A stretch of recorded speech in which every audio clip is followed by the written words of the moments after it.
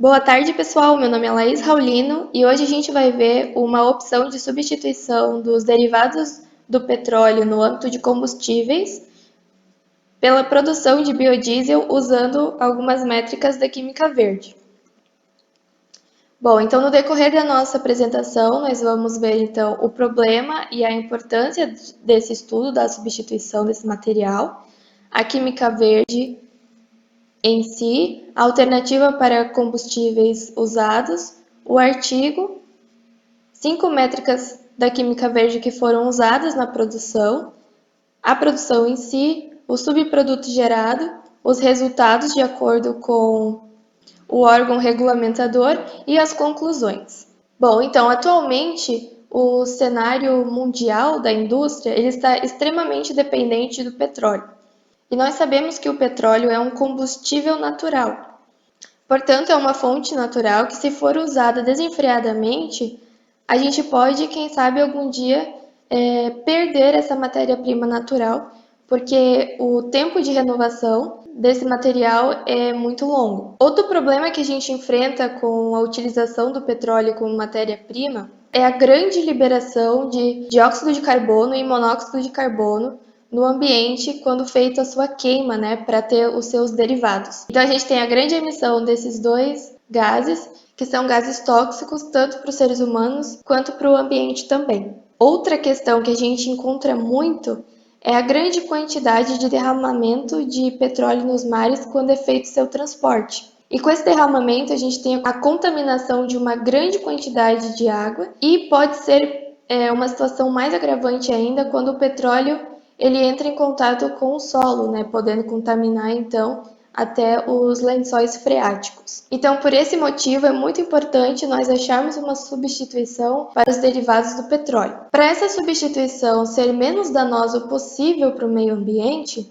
a gente pode usar também os princípios da química verde. Os 12 princípios da química verde são a prevenção de resíduos, a economia atômica, a síntese com reagentes de menor toxicidade possível, o desenvolvimento de compostos seguros, a diminuição de solventes e auxiliares na produção, né, na rota sintética, a eficiência energética sendo conduzido, né, os métodos sintéticos à pressão e temperatura ambiente, o uso de matéria-prima renovável, a redução do uso de derivados na síntese, a catálise feita preferencialmente por reagentes catalíticos que são superiores aos reagentes estequiométricos, o desenvolvimento de compostos com um período menor de degradação, análise em tempo real para a prevenção da poluição e uma química segura para a prevenção de acidentes, tanto no âmbito laboratorial quanto no âmbito industrial. Então, como alternativa para substituir o petróleo e seus derivados no âmbito dos combustíveis,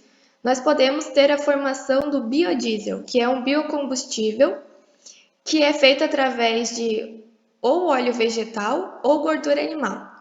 Como óleos vegetais, a gente tem as possíveis opções: os óleos de mamona, de dendê, de soja, de milho, de amendoim, entre outros.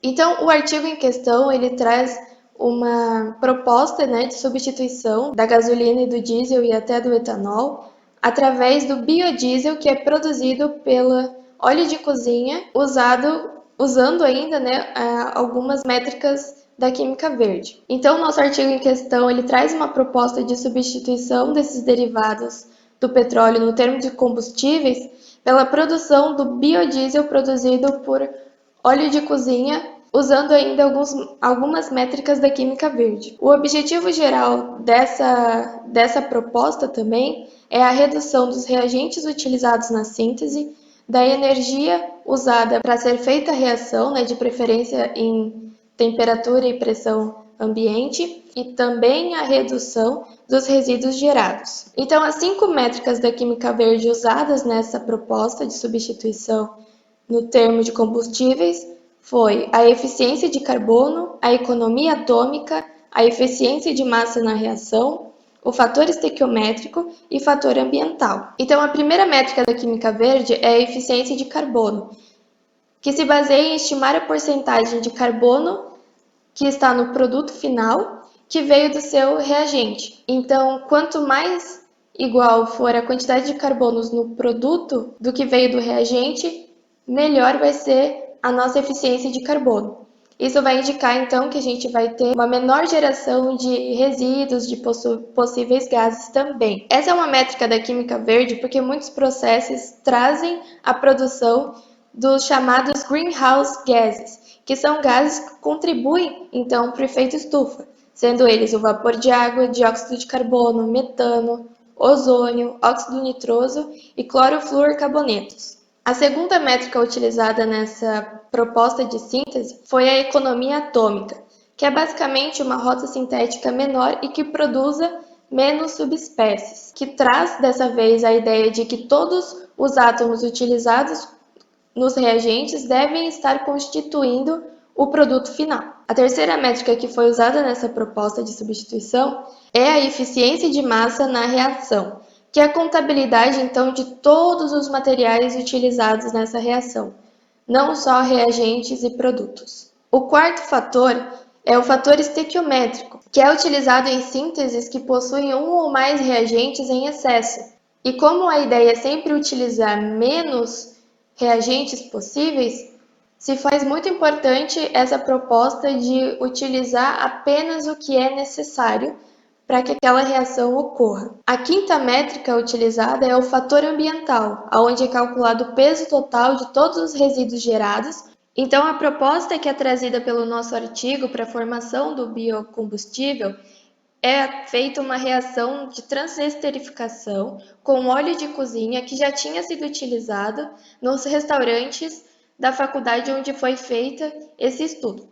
Então, essa reação ela se baseia no triglicerídeo contido no óleo de cozinha, reagindo com o álcool, no caso foi usado o metanol, na presença do catalisador hidróxido de potássio, gerando então o nosso biodiesel propriamente dito e também um subproduto chamado glicerol. Esse subproduto, o glicerol, ele é muito conhecido como glicerina nas indústrias e ele possui uma grande e vasta utilidade, sendo tanto na indústria química, nas farmacêuticas, nas indústrias de cosméticos e nas indústrias têxteis também. O glicerol a temperatura ambiente está na sua forma líquida, ele é inodoro e também tem uma alta viscosidade. Por isso, ele pode ser usado, então, como lubrificante de máquinas, usado como emoliente e umectante em cremes dentais, hidratantes e etc. Usado também na fabricação de tintas e resinas, e também pode ser usado para maciar e flexibilizar fibras têxteis. Nos mostrando, então, que essa reação ela traz não só a utilidade do nosso produto majoritário, mas também de um subproduto. O biodiesel gerado foi então submetido a algumas análises e o resultado dessas análises foram comparadas com o órgão regulamentador, que é o American Society for Testing and Materials.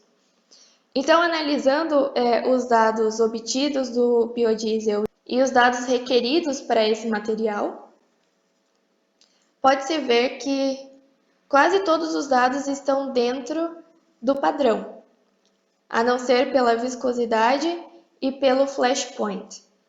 A conclusão dessa proposta de substituição dos derivados de petróleo no termo de combustíveis, ela se mostra trazendo bons resultados, sendo que a matéria-prima utilizada ela já foi utilizada anteriormente, então é feita uma reutilização de um produto.